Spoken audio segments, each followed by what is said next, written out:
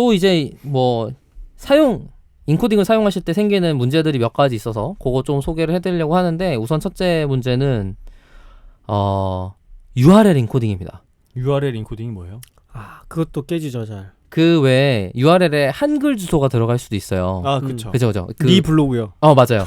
도메인 부분이 한글인 게 아니고 그 뒤에 서브 주소들 도메인 주소들이 이제 한글인 경우가 있는데. 그 왜 게시글 이름이 주소가 되는 경우가 있잖아요. 네, 제목이 게시 주소가 네네. 되는 경우죠.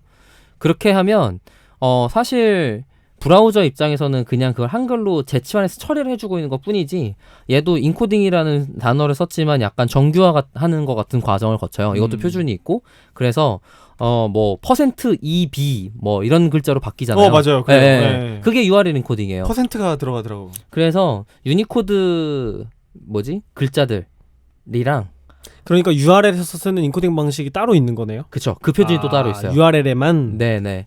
그래서 유니코드의 코드북을 아스키 코드로 대응하는 코드로 바꾸는 표준이 있어요. 왜 그러냐면 인터넷 인프라라는 게 너무 오래된 애들인 거예요. 그래서 아스키 전 세계의 모든 인프라를 모두 다 한 번에 바꾸지 않는 한 불가능한 일이거나 아니면 옛날부터 돌던 코드를 지금까지 사용하고 있거나 이런 게 굉장히 많은 거죠. 그래서 얘를 UTF-8로 다 바꿔! 라고 우리가 뭐 10년 뒤에 합시다라고 해놓고 모든 걸 드러내서 고치지 않는 이상 불가능한 무언가들이 있어서 이 URL 쪽은 그냥 인코딩을 재정의하자 라고 하고 사용하고 있고 그게 이제 URL 인코드, URL 디코드 방식이고 이게 이제 우리가 사용하는 UTF-8 이런 것들이랑 꼬여서 골치 아픈 일이 돼요. 왜냐면 EUCK를 URL 인코딩 한 거랑 UTF-8을 URL 인코딩 한 거랑 결과가 달라요. 그러겠네. 네. 그러니까 이거 정해진 아스키 코드 값이 달라지는 거죠. 그래서 그것 때문에 URL 인코딩 쪽이 문제가 되는 것 때문에 이제 API 콜 할 때 문제가 되거나 API 콜이라면? API 콜 할 때 그 문제 되는구나. 네, 맞아요. 주소창에 넣는 게 아니라. 맞아요. API 콜을 설명해 주세요. 난 알아들었어. 웹 API라고 해서 나도 알아들었어요. 알았어요. 이제 개발 언어로 어떤 기능을 사용할 때 어떤 회사나 뭐 다른 사람들이 인터넷을 통해서 요청을 하면 그 기능을 사용할 수 있게 해줄게요 라고 만들어 놓고 인터페이스 설명문서 그러니까 인풋 데이터는 어떻게 할 건지 너한테 출력은 뭐라고 줄 거야 라는 걸 정의한 문서와 그리고 그 기능들을 API라고 부르고요. 그리고 거기에 출력을 할 때 이슈들은 보통은 그래서 가능한 한 아스키 코드로 쓰려고 노력을 하죠. 주소 같은 경우는. 그리고 데이터를 인코딩 레벨에 처리만 하게 했으면 하는 건데 이게 방식이 뭐가 있냐면 URL에 URL 쿼리 파라미터라는 방식이 있어요. 주소 중에 물음표하고 뭐뭐는 그다음에 and 뭐뭐는 이렇게 쓰는 주소가 있잖아요. 그게 하위 주소가 아니고 쿼리 파라미터라 그래서 그 함수에 파라미터 값 넣는 거랑 똑같은 기능을 제공해요. 그래서 get 요청하면 데이터를 실어서 보내는 게 아니고 주소로만 요청한다라고 돼 있잖아요. 근데 쿼리 파라미터로 데이터를 넣을 수 있어요.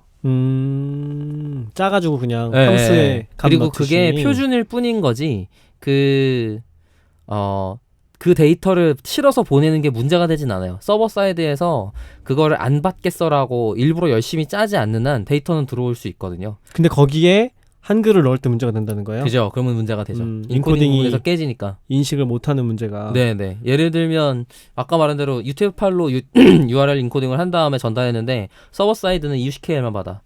그러면 뭔지 못 알아듣고 못 알아듣는 거죠. 그런 주소 없는데 이렇게. 네. URL 인코딩을 다시 디코딩했더니 자기가 모르는 글자가 되는 거죠.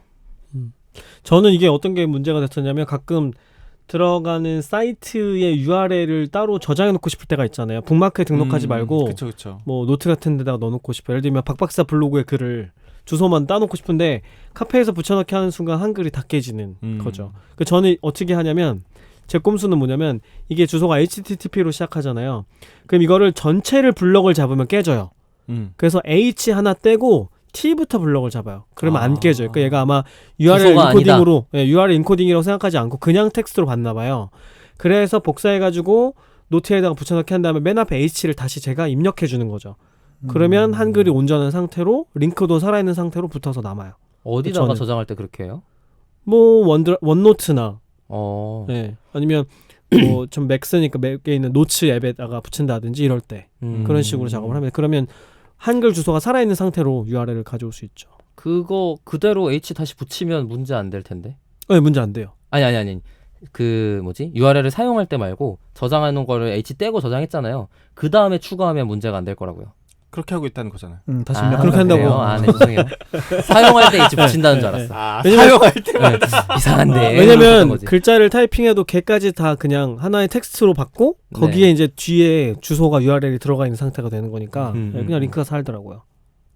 그러고 보니까 노션이 되게 편하네. 노션은 그 북마크를 저장하면 내가 어떤 URL을 저장했던지 그냥 그건 아니, 다른 없어지고. 것도 다 북마크로 저장하면 괜찮아요. 어. 그러니까 굳이 제가 이제 노트 앱에 이거를 넣으려다 보니까 어. 이런 문제가 생기는 거죠. 그러니까 그것도 이제 노트 앱 쪽에서 얘가 지금 저희가 예를 들어서 브라우저에서 글자가 돼 있는 채로 주소창에 있는 걸 보잖아요. 네. 걔 그 URL 인코딩 돼 있는 상태인 건데 출력만 그렇게 해주는 거예요. 그렇죠. 네. 그래서 네. 복붙할 때 그렇게 깨지는 문제가 그렇죠. 발생하는 네. 거예요. 보이는 것만 표현만 네, 우리가 표현을 그렇게 하고 데이터는 유저가 알 수 있게 하는 거고 뒤에 들어있는 데이터는 인코딩이 네. 돼 있는 상태예요. 야, 이거 인코딩 문제도 이렇게 복잡한데 AI 언제 만드나? AI가 해줍니다. AI가 해줘요?